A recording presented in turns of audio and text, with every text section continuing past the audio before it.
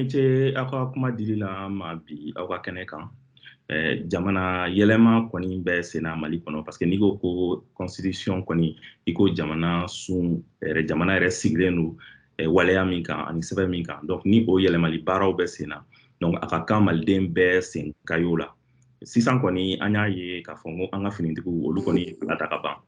Olu ka kalata o y'a yira k'a fɔ ko yɛlɛma in kɔni min bɛna kɛ finitigilakaw olu sago don parce que an ye u camanba ye kosɛbɛ. Donc an tɛ deli k'u caman ye sira min fɛ.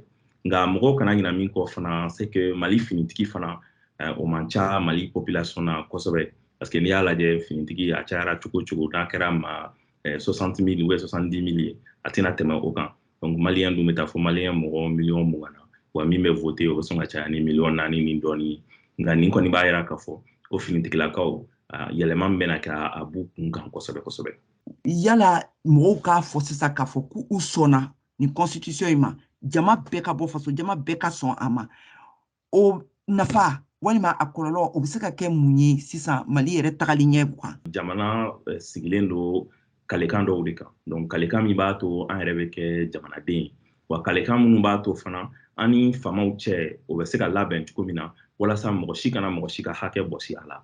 Donc jamanadenw ka hakɛ lakanani o sɛbɛn fɔlɔ o de ye constitution ye parce que ale bɛ hali jamana masakɛ sanfɛ. Donc o constitution kɔni ni jamanaden bɛɛ bɛnna kan kelen kan jamanaden bɛɛ ka sɔn bɛnkan minnu ma o de cɛ ka ɲi kosɛbɛ parce que o de b'a jira k'a fɔ ko jamana kɔnɔ jamanaden bɛɛ bɛ fɛ ka don da kelen fɛ u bɛ fɛ ka bɔ da kelen fɛ. An ye kɔlɔsili dɔ kɛ n'o ye politiki mɔgɔw ani politikikɛlaw fanga garadabaga kulu politiki siraw ni fɛnw kan olu ka mankan cayalen bɛ a ko la kosɛbɛ. Awa yala e bɛ se ka kuma an ye dɔɔni olu ka taabolo kan ni referendum ko in la wa? Ayiwa n'i ye a ta k'a lajɛ referendum min kɔni bɛna bila sen kan nin ye a ma kɛ i n'a fɔ ni a kɛlen bɛ bɛɛ fɛla ye. Maliden bɛɛ fɛla tɛ parce que jɛkulu camanba bɛ yen olu ma sɔn a ma. Bon ni jɛkuluw ma sɔn a ma bɛɛ n'i ka bɛɛ n'i ka murutili kun don. Nka n'i ye murutili ninnu kun lajɛ ani projet nana sira min kɔnɔ i b'a ye k'a fɔ u bɛ fɔ ɲɔgɔn kɔ dɔɔni parce que projet nana sira min kɔnɔ o ye k'a fɔ ni an hakili b'a la Ibrahim Boubacar Keita n'o y'an ka masakɛ kɔrɔ ye Ala ka hinɛ a la o ka fanga binna wulikajɔ dɔ de senfɛ. Donc o wulikajɔ in senfɛ malidenw wulila o tun bɛ ka hakɛ dɔw ɲini. Hali n'a kɛra o hakɛ laɲini ninnu o ma se ka se fo a dan na parce que sɔrɔdasiw ye fanga ta nka fanga talen a kun fɔra ko o hakɛ ɲini ninnu ko o de bɛ laban.